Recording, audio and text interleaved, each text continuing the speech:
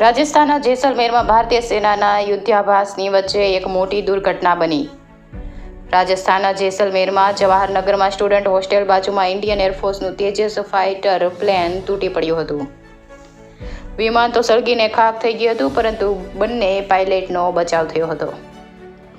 પહેલા પાયલોટ સમયસર પેરાશૂટ પહેરીને કૂદી પડ્યા હતા, જ્યારે સમયસર પેરાશૂટ ન ખોલવાને કારણે બીજા પાયલોટ ઘાયલ થયા હતા। જેસલમેર શહેરની મધ્યમાં જવાહર કોલોની નજીક વસ્તીમાં આગના ગોળા તરીકે વિમાન પડ્યું હતું।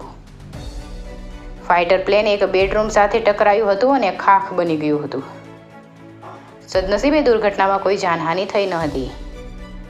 વિમાન પડ્યા બાદ તરત જ ફાયર બ્રિગેડની ટીમ આવી પહોંચી હતી અને આગ પર કાબુ મેળવી લેવામાં આવ્યો હતો। પ્લેન પડતાની સાથે જ ઘટના સ્થળે ભીડ જમા થઈ ગઈ હતી। દૂર દૂર સુધી ધુમાડાના ગોટે ગોટા જોવા મળ્યા હતા। રિપોર્ટર અશ્વિન ખત્રી।